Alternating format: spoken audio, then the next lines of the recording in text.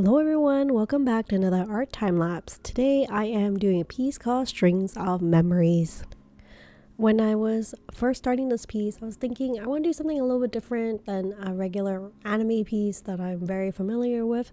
I want to do something with loose colors and really accentuate the water color like characteristics of gouache. So you can see that I have watered down my gouache quite a bit with lots of water just to kind of scope out where everything will be laid out, where the faces will be, and how the hands are like. And I know that some of you also asked about, do I use reference pictures? And yes, I do. So I usually take pictures of myself, or it could be something that I will find on Pinterest. So those are where I usually get my reference photos from. Sometimes I will try to draw things from scratch, but it's not until I'm more familiar with an object. I've done more studies on it, but other than that, I usually use reference pictures. So here you can see my plan is to use a couple of more pigmented colors, maybe reds and blues, which is something that I'm very familiar with.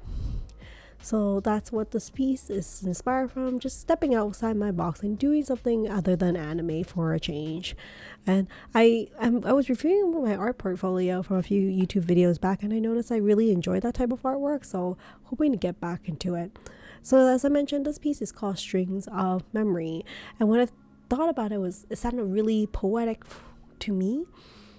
I foresee myself kind of running through my own memory lane and thinking about all the landmark memories that I have. And then when I actually did Google Strings of Memory, it came out with something completely different than I anticipated. Apparently, strings are used to store sequence of characters in Java. I believe this is more related to data entry. They are treated as objects. So I guess this is something that you can use on Microsoft or whatnot, to store data, to store memory, these strings, which I thought was it kind of really plays into the whole idea behind this painting. So pretty excited about that as well. So here you can see I am gonna add some abstract colors in the back, and then from these abstract colors I'm gonna paint on top of it, or maybe use archival ink. We'll see which works a little bit better. I don't intend on doing full-blown hair for her because I think some of the abstract marks are going to cover that up. I am drawing hands for her, which is something that I'm not totally in love with because it's not really my specialty in drawing hands for figures, and I know this is a struggle for many artists. I don't have a solution for it. A lot of it is just practice. Usually if you look at my sketchbook and you see me practicing drawing hands, it'll be only my left hand because I'm right-handed, and I will use my left hand as a figure or a sample to draw a lot of. So you find that I draw a lot more left hands than I do of right hands. But I think no matter how much practice I get, I hate to say it, I just feel like it's still very awkward for me, or maybe it's imposter syndrome and I feel like it's never good enough, or I'm never good enough for it. So hard to say, but I'm sure I have progressed and gotten better, and I feel like a lot of artists probably have the same feeling that their artwork is not good enough, and it's something that we have to get past, this imposter syndrome that all of us have. So here you can see I'm using gouache to draw in these quote-unquote strings. Almost look like her hair, right? But the idea is kind of a repertoire of strings that she's kind of streaming through and looking through the strings and reminiscing of the memories that she had from past experiences. I just find the idea of it very poetic.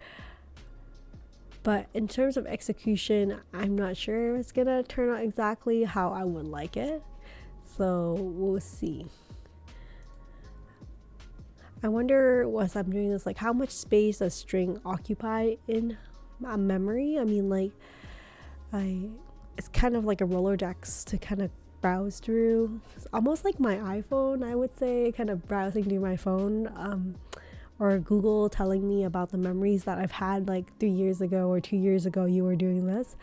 I get really caught up in that, especially since having kids. I've been really obsessed with my phone when Google composite these stories or memories and little clips that I can look back at how my kids were a couple years back. It really sucks me in. Anyways, you can see that I really have to wait for each layer to dry before adding on the subsequent layer, or else the gouache kind of blends in and you lose all the details that you have spent painting delicately in the past like 15 minutes or 30 minutes. So usually for each layer, depending on how much water I add, I have to wait between, I would say, at least 10 minutes to maybe 30 minutes for it to fully dry, which gouache really works in my favor because, like, since being a mother, a lot of my gouache paintings are not things that I can do in one sitting. It's something that I have to do in several sittings. So whenever I have time, like 15 minutes, half an hour, or an hour here, they really add up. So one of the things that I give advice for other busy people or busy mom who are interested in pursuing art is, like, have your tools readily available. So when you have time, even if it's like a fraction of what you would like,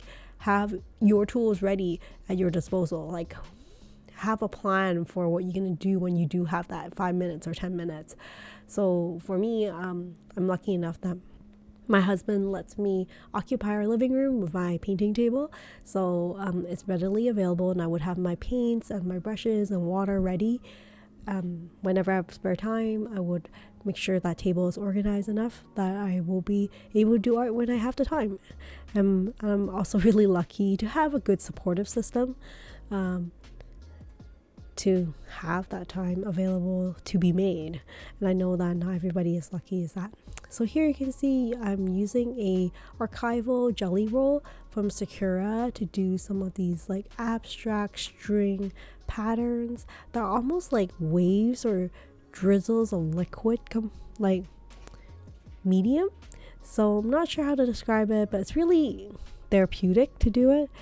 I initially wanted to do more gold archival ink, but I couldn't find like the perfect gold color. I tried several different brands. I think I may have to go back to Sakura and use their type of gold, but there's many types of like glittery gold versus like metallic gold.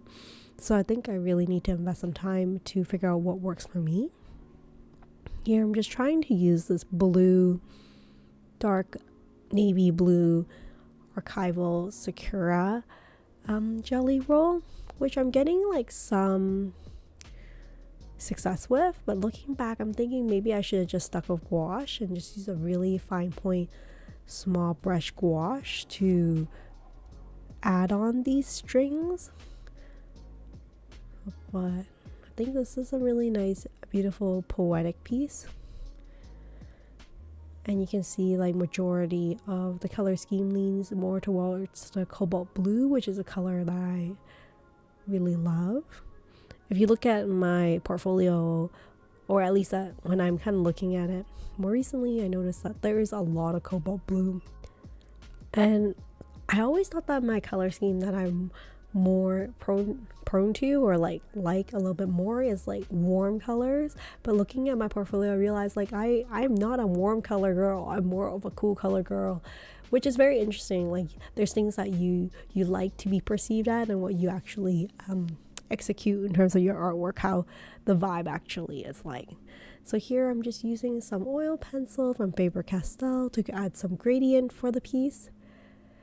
This part usually takes a bit of time, but at this point I think I spent around maybe 3+ hours, maybe 6+ hours on this piece, and that's the final piece that I come up with. Thank you so much for joining me on this art time lapse, and I hope to see you again in future videos. Take care and stay creative, everyone. Bye for now.